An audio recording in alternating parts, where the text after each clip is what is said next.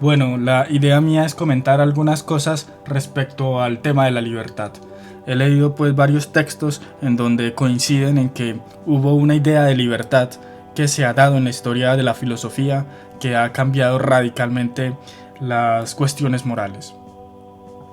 La idea es comentar precisamente cuál es esa idea y contrastarla con aquella otra que es previa. Primero que todo voy a comenzar con una definición que en su momento era una definición canónica de lo que es libertad, y es la que aparece en las sentencias de Pedro Lombardo, un texto del cual tenían que estudiar casi que toda persona que quería aspirar a teología o filosofía. Todos tenían que hacer un comentario a las sentencias de Pedro Lombardo, y al referirse al libre arbitrio dice: el libre arbitrio es esa facultad de la razón y de la voluntad por la cual se escoge el bien con asistencia de la gracia o el mal sin esta asistencia. De esta definición van a haber dos posturas bastante contrapuestas. Una más propia de la escuela de los dominicos, en donde resalta pues la figura de Santo Tomás, en donde entienden que la libertad va a proceder después del uso de estas facultades que mencionaba Pedro Lombardo, de la facultad de la razón y de la voluntad. Primero está la razón, luego la voluntad y posteriormente la libertad. En contraposición tenemos la escuela de los franciscanos, en la cual la libertad es previa al uso de la razón y de la voluntad, pero digamos que por términos más prácticos, la misma voluntad se identificará con la libertad, porque la libertad se le predicará a la voluntad. O sea, la voluntad es primero y después es la razón, entendiendo por voluntad una radical libertad. La voluntad está totalmente indeterminada. El filósofo que lleva esta idea de forma más radical es Guillermo de Ockham. A Guillermo de Ockham se le conoce por ser el máximo exponente del nominalismo, una postura filosófica en donde se dice que solo tiene existencia real los entes individuales. Las cosas individuales solo gozan de existencia. Y estas palabras que nosotros usamos para clasificar de forma general varios entes con cierto parecido son solo palabras. Por ejemplo, la palabra perro no tiene un carácter de verdad, de realidad. Es simplemente una palabra que usamos para clasificar ciertos entes que se parecen entre sí. Esto no ocurre, por ejemplo, en un platonismo, donde es precisamente la idea de perro la que goza aquí de verdad, de realidad, y no el perro particular que está sujeto al devenir y al cambio. Como ya había comentado, para Guillermo de Ockham, la libertad es esta indeterminación en la que siempre está la voluntad. La voluntad siempre está en un estado de indiferencia total, está siempre indeterminada y ella misma es la que se determina. La voluntad se determina a sí misma. Esto es lo que conoce un filósofo llamado Pinkers, un filósofo tomista. Esto lo conoce como la libertad de indiferencia, porque la voluntad siempre está indiferente a cualquier determinante, porque ella de alguna manera siempre tiene la potestad de elegir una cosa o la contraria. Según Ockham, existe un prerequisito fundamental de la libertad, la radical y total indiferencia que posee la voluntad ante un fin o un objeto o de cualquier inclinación, es decir, en la voluntad no hay inclinación suficiente hacia el bien en común, a la felicidad, ni hacia un fin determinado. Según esto, su perfección estará en la defensa de su espontaneidad. Pongo la cita en pantalla. Aquí Ockham lo que estaría haciendo es quitarle relevancia a esto que consideraríamos, o que por lo menos yo considero como importantes determinantes de la voluntad, que son, por ejemplo, la naturaleza. Ya la naturaleza mía no me determina lo suficiente, la voluntad siempre se puede revelar ante ella. Igual ocurre con las pasiones y los afectos, los hábitos, las costumbres o las virtudes, entendiendo por virtud un buen hábito. Esto tampoco va a ser aquí lo importante en la doctrina moral que voy a exponer más adelante, que surge de esta interpretación de la libertad, porque la libertad se puede rebelar también contra aquellas determinaciones que por medio del hábito se intentan crear. Y la razón, como había mencionado, la razón es posterior a la voluntad. La voluntad libre tiene la facultad de hacer uso o no de la razón. Ella puede negarse de hacer uso de la razón, puede evitar conocer. El conocer depende primero de la potestad, de la libertad, de la voluntad. Y bueno, de esto que he expuesto, ¿cómo se seguiría una doctrina moral? ¿Qué moral nos sugiere entonces Occam? Y bueno, antes de exponerlo, tenemos que también hablar de unas cosas respecto a la teología de Occam, de cómo entiende Occam, Guillermo de Occam, cómo entiende a Dios. Occam hará mucho énfasis en la omnipotencia. De hecho, la esencia de Dios es esa radical omnipotencia, y además comparte con el hombre la radical libertad. Dios es ante todo una voluntad libre y omnipotente. La libertad de Dios se identifica con su ley básicamente. Él verá si crear el mundo, si crear 10.000 mundos, si crear infinitos mundos, si crear leyes contrarias a las que hoy conocemos. Dios puede hacer lo que quiera, mejor dicho. Y esto hace que el mundo de hecho goce entre comillas, de mayor contingencia. Aquí el mundo de Occam está sujeto a la voluntad de Dios. Bueno, no solo en Occam, pero en Occam es mucho más notable, porque Occam no va a crear, digamos, tantos estratos de causas como se ve, por ejemplo, en la escuela de los dominicos, en donde tenemos causas primeras, causas segundas, donde también hay composiciones de acto de ser, esencia, de forma, materia y todas estas cosas metafísicas, muy propio pues de un Santo Tomás. Aquí Dios es causa directa de todas las cosas que, como había comentado, son puros individuos, son puras cosas individuales que están en el mundo porque Dios así lo quiere, pero podría querer lo contrario en cualquier momento. En cualquier momento dice Dios que se mamó de este proyecto de mundo y de un chasquido lo deshace. El mundo de cierta forma pierde, por así decirlo, realidad. La única realidad total es esta esencia omnipotente y radicalmente libre que es Dios. Y ante esta relación entre Dios y el hombre, entre dos libertades totales, la doctrina moral que se sigue es lo que Pinkers llama la moral de la obligación. Aquí la obligación va a ser crucial para entender entonces la moral que se sigue de esto. La obligación surge del encuentro de ambas voluntades y va a ser el principio de la moral. Mejor dicho, va de subordinar una libertad, la del hombre, a otra, que va a ser la de Dios, por medio de un mandamiento. El mandamiento expresa esa voluntad de Dios y es el principio de la moral. Los mandamientos pues que conocemos en la revelación, el no robes, no seas adúltero, ama a Dios sobre todas las cosas, no mates a nadie, etc. La razón que tienen esos mandamientos es simplemente la voluntad de Dios, así es, y ya está.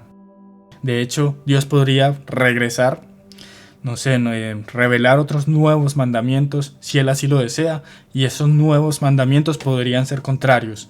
Podría decirnos y pedirnos que robemos, que asesinemos, que forniquemos, todo lo que sea, etc.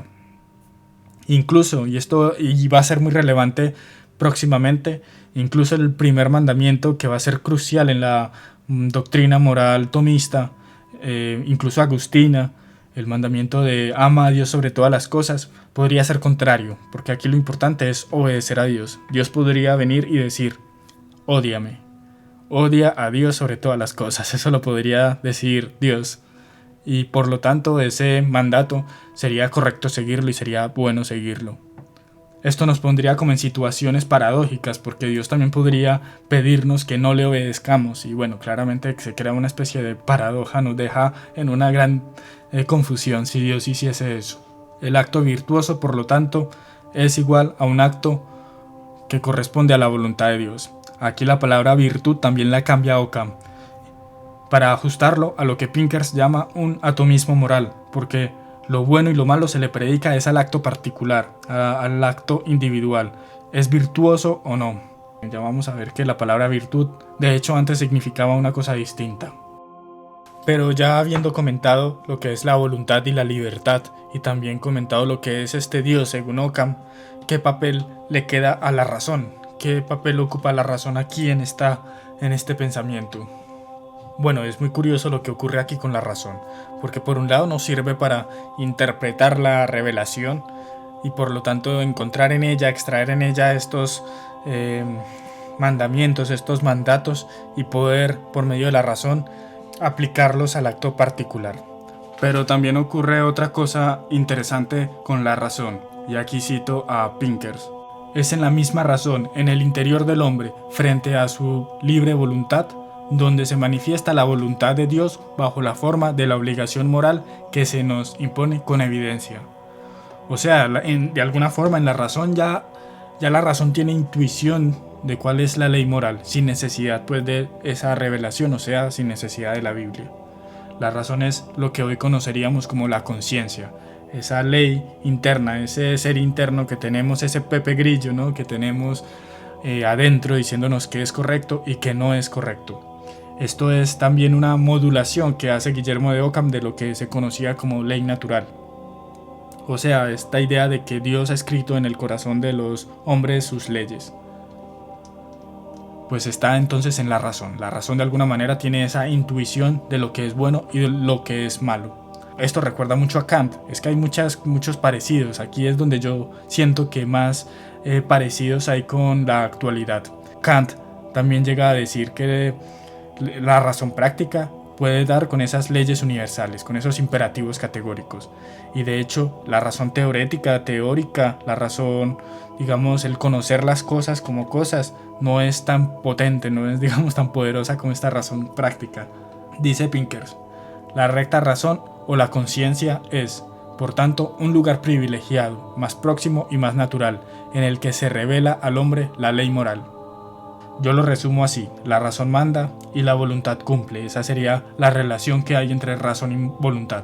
Incluso si Dios no existiese, y esto es lo más interesante porque bueno, por lo menos en Ockham habría un criterio objetivísimo a todas las voluntades libres humanas, que era la voluntad de Dios. Entonces bueno, de cierta forma, esa voluntad de Dios en todas las razones humanas debe tener sus resonancias.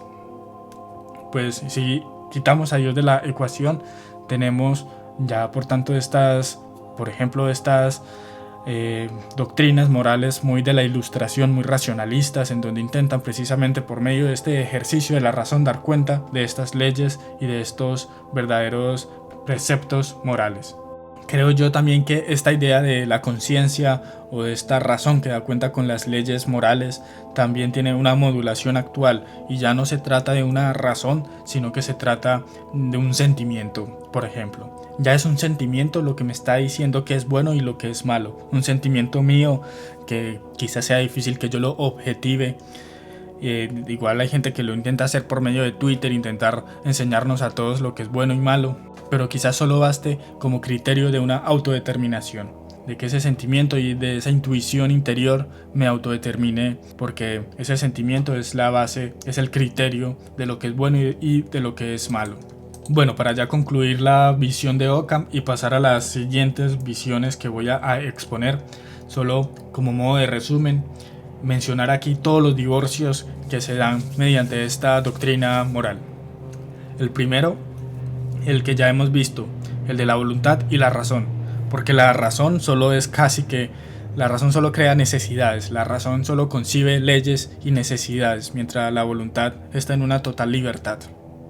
Incluso entendiendo la razón como fe, uno es libre o no de creer, pero entonces si digamos el cristianismo es correcto y para salvarme necesito creer, ¿por qué en un primer momento creo? ¿Acaso es por mi libre voluntad o quizás es esa potestad de Dios que por medio de su gracia ha querido que yo creyese para salvarme? Aquí lo que estoy sugiriendo es que esta postura moral también le abre las puertas a lo que es el protestantismo y el calvinismo, quien para solucionar este conflicto entre Dios y hombre, otro de los divorcios que se crean, según creo yo, en esta perspectiva, para solucionar este conflicto, ponen todo el peso en Dios. Dios básicamente es el que ya ha decidido quién se salva y quién no se salva. El hombre no puede hacer nada por su salvación, todo lo hace Dios. Y este conflicto, Dios y hombre, si bien unos le dan todo el peso a Dios, los ya mencionados protestantismo y calvinismo, otros creo yo que le dan mucho peso es al hombre. Por ejemplo, un Feuerbach, un Marx después, para que el hombre alcance su plenitud y sea padre de su historia, tiene que vencer a Dios, tiene que deshacerse de Dios, acabar con esa voluntad que negaba la suya, la del hombre. También creo que aparece en Nietzsche. El superhombre aparece tras la muerte de Dios. Hay que primero matar a Dios y ya después el hombre crea sus valores. El superhombre como creador de valores. Otra distinción, otro divorcio interesante que se da, creo yo, siguiendo por este camino es la de sujeto y objeto, una distinción también muy comentada actualmente. El sujeto se entiende como un ente que goza de esta libertad, mientras que el objeto ya está determinado. Como Sartre diría, ¿no? El sujeto es un ser para sí, mientras que el objeto ya es un ser en sí. Estoy yo, quien goza de libertad, y luego está el mundo, que está totalmente determinado por sus leyes. Aquí está, por ejemplo, lo que ya llegaría a ser la res cogitan de Descartes versus la res extensa. En Fichte podría ser el yo versus el no yo. Y respecto a cuestiones políticas, pienso en John Stuart Mill, quien decía que precisamente la única libertad posible es en la esfera de lo privado. Solo en la esfera de lo privado soy realmente libre, porque la sociedad, para que la sociedad funcione, tiene que poner por lo menos un principio mínimo, que será el principio de no agresión, por ejemplo. Pero no es posible gozar de una libertad total en la sociedad. El problema vendría siendo el otro, esa otra libertad que choca con la mía, la libertad de la otredad. Quizá el filósofo que más me parece que es heredero de esta postura es Sartre. Yo pienso que Sartre es el filósofo que más se parece a Ockham, por lo menos en esta parte. Dice Sartre: mi libertad no es una cualidad sobreañadida o una propiedad de mi naturaleza, es enteramente la materia de mi ser. Somos condenados a ser libres, mejor dicho. Y de hecho, si actuamos en virtud de nosotros mismos, cualquier determinación que hagamos sobre nosotros va a ser una traición a nuestra propia esencia, porque somos libertad, somos en principio una libertad. Y yo estaba completamente metido en este problema, en este pensamiento, y eso hacía que defender la libertad fuera algo absurdo, porque a la final era defender una total indeterminación, porque, como decía, determinarse ya es dejar de ser libre. ¿Y qué fue lo que me sacó a mí de esta locura? Principalmente fue Spinoza. Leo de la Ética de Spinoza lo siguiente: los hombres se equivocan al creerse libres, opinión que obedece al solo hecho de que son conscientes de sus acciones e ignorantes de las causas que las determinan, y, por tanto, su idea de libertad se reduce al desconocimiento de las causas de sus acciones, pues todo eso que dicen de que las acciones humanas dependen de la voluntad son palabras, sin idea alguna que les corresponda. Somos conscientes de nuestras acciones, pero ignorantes de las causas. Esta yo creo que es la idea principal. Somos conscientes de que estamos tomando una acción y que pudimos haber tomado la acción contraria, pero si tomamos la acción que tomamos, probablemente haya sido por una importante causa. Pone varios ejemplos, aquí yo cito simplemente dos. Uno es de, por ejemplo, un niño que quiere leche, que pide y llora por leche. Pues probablemente la leche no es un deseo arbitrario del niño, el niño probablemente necesite la leche y de alguna forma su naturaleza sabe que necesita la leche para permanecer en el ser. O también pone un ejemplo que es el de una persona tímida que se fuga, que corre. Pues también esta persona está corriendo por alguna quizás buena razón o mala razón. Eso dependerá de la idea en virtud por la que está corriendo. Puede ser una idea inadecuada, por tal motivo quizás era mejor quedarse, pero aquí el problema es entonces llegar a las ideas adecuadas de las pasiones que nosotros estamos recibiendo, porque no somos una entidad ajena al mundo, sino que estamos dentro del mundo, estamos en este mundo de movimientos, el mundo de los afectos, nos estamos rozando constantemente con otros cuerpos. Algo importante que dice Spinoza acerca de la voluntad es que la voluntad y el entendimiento son uno y lo mismo. La voluntad es la facultad para afirmar o negar, pero aquí la cuestión es que afirma lo verdadero y niega lo falso, por eso hace parte del entendimiento. Primero hay que saber si es verdadero o falso, y ya la voluntad se inclina para dictaminar esta cuestión. ¿Tenemos alguna facultad que nos permite rechazar alguna evidencia? La respuesta es no, dice Spinoza, pues cuando decimos que alguien suspende el juicio, no decimos sino que él ve que no percibe adecuadamente la cosa. Así pues, la suspensión del juicio es, en realidad, una percepción y no una voluntad libre. Tener una idea adecuada o una certeza acerca de algo ya es tener certeza, ya no cabe la opción de negarlo como falso porque ya lo he aceptado como verdadero en el momento de que tengo la certeza. Más o menos ese es el argumento. Quien tiene una idea verdadera sabe al mismo tiempo que tiene una idea verdadera. y no puede dudar de la verdad de eso que conoce. Si no estoy mal, esto lo está diciendo Spinoza pensando en Descartes. Descartes atribuía el error a la voluntad. La voluntad podía negar una certeza de la razón. Y hay que hacer una diferencia, no es lo mismo esta voluntad que nos está comentando Spinoza con el deseo. El deseo es otra cosa, la voluntad no se identifica con el deseo o con la apetencia. La apetencia de una cosa es conforme a la permanencia del ser de esa cosa, o sea, una cosa apetece en virtud de permanecer en el ser, como el niño que quiere leche. El niño quiere leche porque quiere permanecer en su existencia. La diferencia de un apetito a un deseo es que el deseo es consciente de sí mismo, podríamos decir. El deseo, nosotros conocemos nuestras apetencias, por tal motivo ya no serían apetencias sino deseo. Esa es la distinción que hace Spinoza sobre el apetito y el deseo. El esfuerzo con que cada cosa intenta perseverar en su ser no es nada distinto de la esencia actual de la cosa misma. Ese deseo mismo de mantenerse en el ser, o sea, de mantener deseando, es la esencia de la cosa. Nosotros somos puro deseo, deseo de seguir existiendo. Y también llega a decir Spinoza que ese esfuerzo de mantenerse en el ser es por tiempo indefinido. Y esto me parece súper crucial, porque eso hace que sea ilimitado a la final, que el poder que podamos adquirir, que Spinoza lo va a identificar con la virtud, la capacidad de actuar, para Spinoza es la virtud. Recordemos que para Occam la virtud era una acción que era coherente con la voluntad de Dios, por lo tanto era una acción buena. Aquí en Spinoza la virtud es esa potencia que yo tengo para actuar, pero esa potencia es en virtud de la virtud misma, porque es la permanencia en el ser, y yo permanezco en el ser precisamente porque tengo potencia. Esto la verdad yo siento que con 2 o 3 pinceladas se transforma en, no sé, en el mundo de la voluntad y la representación de Schopenhauer, porque yo puedo ver esto quizás con un filtro un poco más pesimista. A la final deseamos mantenernos en el ser para seguir deseando, ¿es cierto? Estamos condenados a desear por siempre. Pero bueno, regresando a Spinoza, y esto es muy interesante, vivir conforme a la naturaleza es vivir conforme a la virtud, porque nuestra naturaleza es precisamente ese conatus. El conatus es el deseo, el esfuerzo de permanecer en el ser. El esfuerzo por conservarse es el primero y único fundamento de la virtud, dice Spinoza.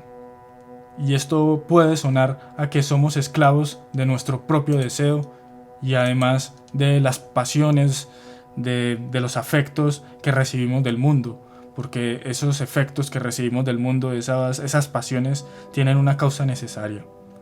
Si hay una forma en Spinoza de ver de forma positiva a la libertad, si existe realmente una libertad en el hombre, no esta libertad que ya acabamos de negar, esta libertad de la voluntad totalmente indeterminada. Aquí la voluntad está en virtud del deseo, está en virtud de la permanencia en el ser. Hay una forma positiva de ver entonces esa libertad, una completa libertad. Spinoza dice que sí, dice: siendo así que la virtud y el servicio de Dios son ellos mismos la felicidad y la suprema libertad. La suprema libertad. Bueno, pues hay que definir ese Dios de Spinoza, que es bien conocido. El Dios de Spinoza, en resumidas cuentas, para no alargar mucho esto, es la naturaleza. Es la sustancia de todo lo que es. Todo lo que es participa de esa sustancia de Dios. Por tanto, todo es en Dios y Dios está en todo. La esencia de Dios es su propio existir, es el ser subsistente. Entonces, servir a Dios es ser coherente con aquello que nos está moviendo, ya sea ese impulso interior, ese conatus, ese deseo interior que nos impulsa, que nos mueve, o las causas externas que también nos están constantemente afectando, nos están moviendo. Ser libre es, y muchas veces se suele resumir la libertad de Spinoza de esta forma: ser libre es ser consciente de la necesidad. Dios es la causa inmanente de todo, porque Él está en todo y todo está en Él. Dice Spinoza: el supremo bien del alma es el conocimiento de Dios, y su suprema virtud, la de conocer a Dios. Hacer ejercicio de nuestra razón es aumentar nuestra potencia, o sea, es actuar conforme a nuestra naturaleza. Y nos permite la razón llegar a una idea adecuada de los afectos que recibimos, y esa idea adecuada nos brinda, como había comentado, más capacidad de acción. Nos da un mayor dominio, nos da una mayor potencia.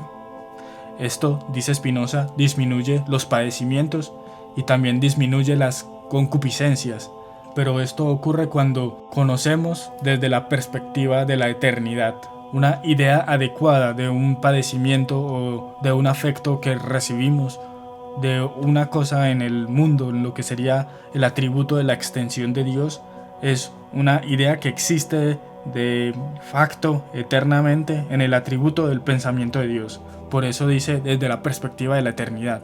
Esa idea existe realmente. Voy a poner un ejemplo quizás un poco trágico. Si me detectan un cáncer mañana, pues ese afecto lo conozco primero que todo, intento conocerlo, cuál es la causa que me afecta, y si es una causa inevitable que acaba con mi vida, pues al entenderlo como algo necesario, como algo que está en este atributo del pensamiento de forma eterna y necesaria, disminuye mi padecimiento y mi tristeza.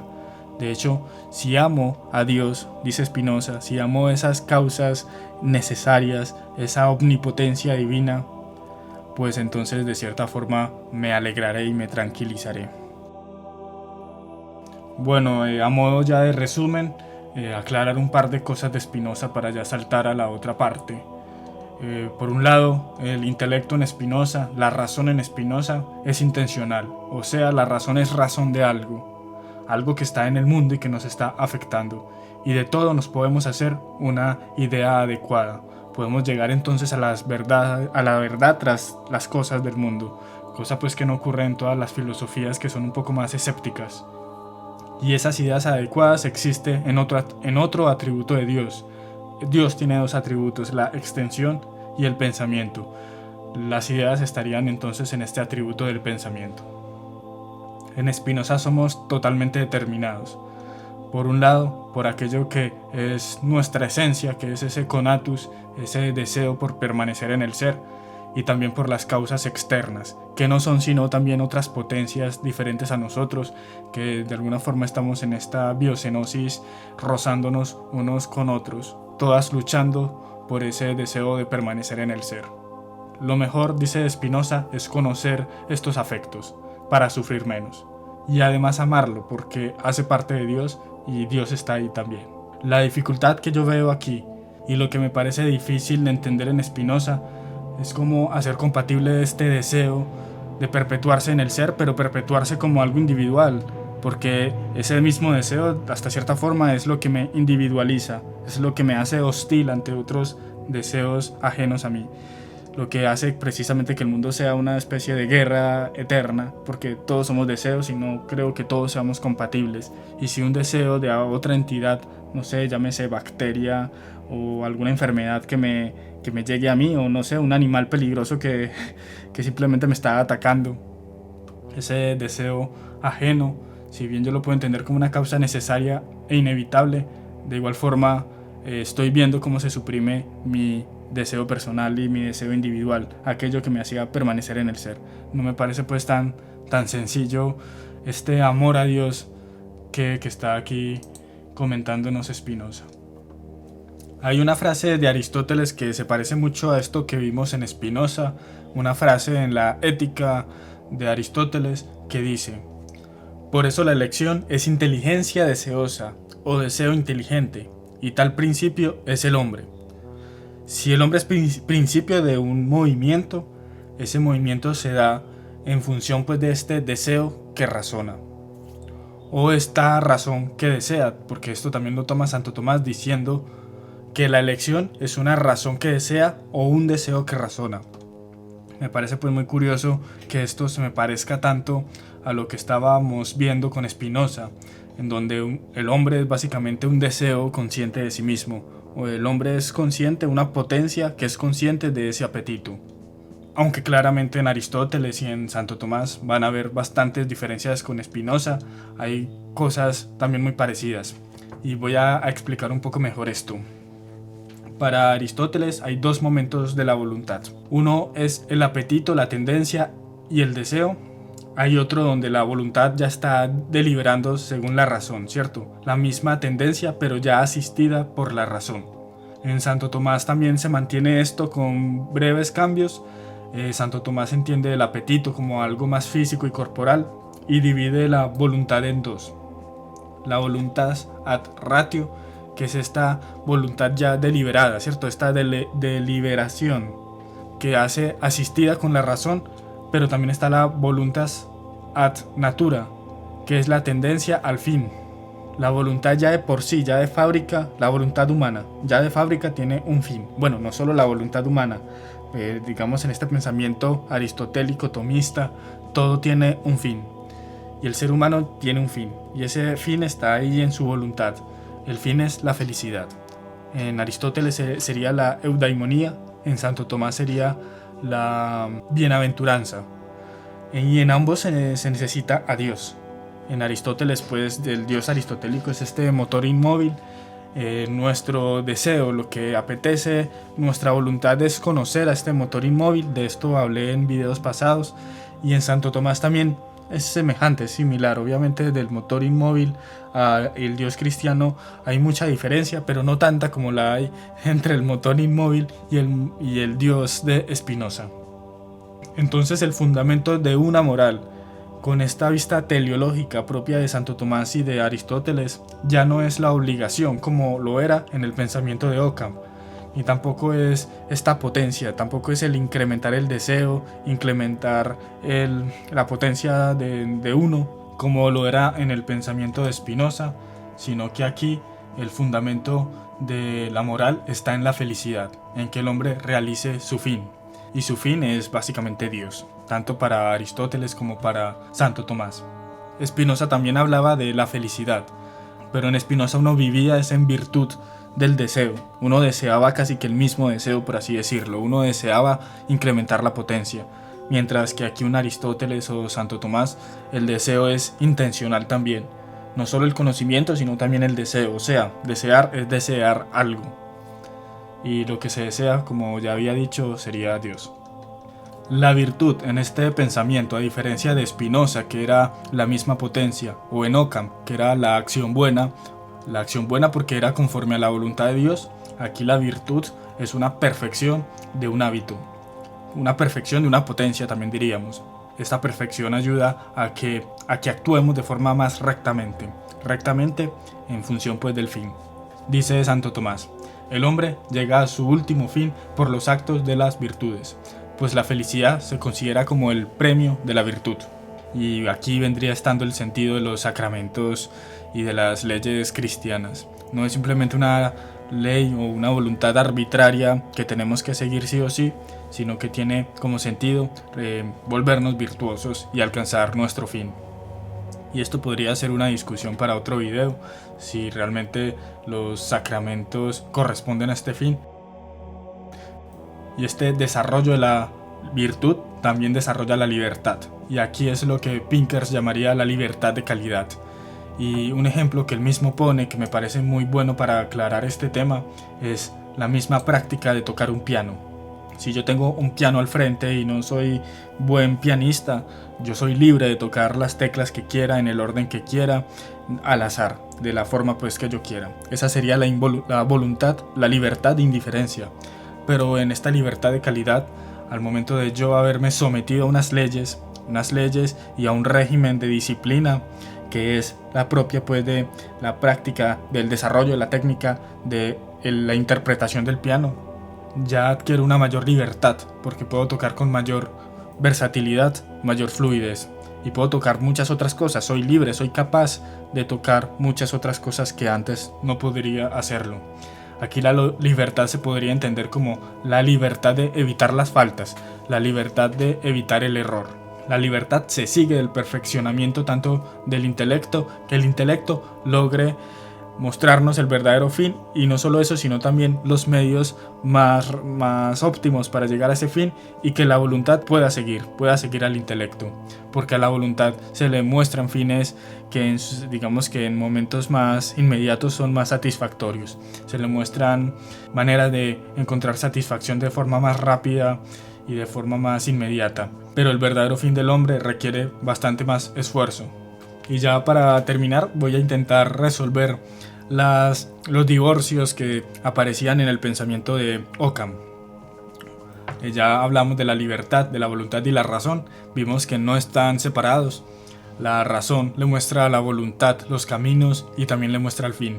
Por lo tanto, trabajan conjuntamente. La libertad y la ley tampoco estarían contrarios, siempre y cuando la ley sea en virtud pues de este fin. Si es una ley pues arbitraria o que no está conforme a esto, pues sí sería un problema, pero en principio no tiene por qué serlo. Dios y la libertad tampoco sería un problema en este pensamiento. En Spinoza vimos que Dios es la causa eficiente de todo. Básicamente siempre se está haciendo la voluntad de Dios. Aquí en este aristotelismo tomista, Dios aparece como causa, pero como causa final. O sea, hacia Dios nos dirigimos y de esa forma determinamos nosotros mismos nuestros actos. Ya la distinción, por ejemplo, de mi libertad y la libertad de los otros tampoco tiene que ser contradictoria, siempre y cuando todos nos dirijamos y defendamos el mismo fin. En Spinoza se puede complementar el fin de incrementar el poder entre todos. Todos nos unimos para hacernos más poderosos entre todos. Y en Aristóteles, pues todos nos unimos para facilitarnos la vida y también poder contemplar a la divinidad. Y listo, ahora sí, para terminar de verdad, solo comentar los problemas que creo yo que tendría este pensamiento más aristotélico. El primero que veo es que ese objeto, ese fin al que todos tendemos no es tan claro. Aristóteles y un Plotino, por ejemplo, habrán llegado de forma racional. Digamos, habrán hecho un proceso racional, que yo creo que otro proceso quizás nos lleve a conclusiones distintas. Podríamos volvernos místicos todos y de esa forma confirmar aquello que nos están aquí comentando estos filósofos. Pero digamos, el camino que adoptó el cristianismo después pues, de también adoptar este pensamiento, que si no fue el de Aristóteles, fue también en su momento el de Plotino, que honestamente se parecen por lo menos en esto que estoy aquí comentando en este video. El camino que tomó el cristianismo es la fe, ¿cierto? Ya simplemente ese objeto de deseo, ese objeto que insaciablemente deseamos, es un objeto que realmente existe y lo sabemos por fe. Aristóteles dice algo muy interesante en el libro que tiene acerca del alma. Dice él: puesto que se producen deseos contrarios los unos a los otros, esto sucede cuando la razón y los apetitos son contrarios. En los seres que tienen percepción del tiempo, es decir, en los seres humanos, ocurre así. El intelecto, atendiéndose al futuro, manda tirar en sentido opuesto, pero el apetito se atiende a lo inmediato, puesto que el placer inmediato aparece como placer absoluto y bien absoluto, porque se pierde de vista el futuro. Y esta frase me pareció tan interesante, esta cita que tomé de Aristóteles. Precisamente es la percepción de un futuro mejor, de un tiempo y una eternidad, lo que hace que uno se aferre pues a ciertos objetos que no tienen pues que tener contenido necesariamente religiosos, pero ciertos objetos, ciertos fines que requieren un esfuerzo presente para un futuro mejor. Yo pienso, por un lado, el ejercicio pues que es una agonía, pero que tiene sus beneficios futuros. O también pienso, digamos, en la misma educación de un niño, que requiere también de por sí que el niño acepte reglas, incluso de forma acrítica. Y antes de que el niño aprenda por qué se les está exigiendo que aprendan ciertas cosas, ya se les está exigiendo que aprendan esas cosas. Y bueno, yo creo que hasta aquí voy a dejar. Y cito un escolio de Gómez Dávila para cerrar.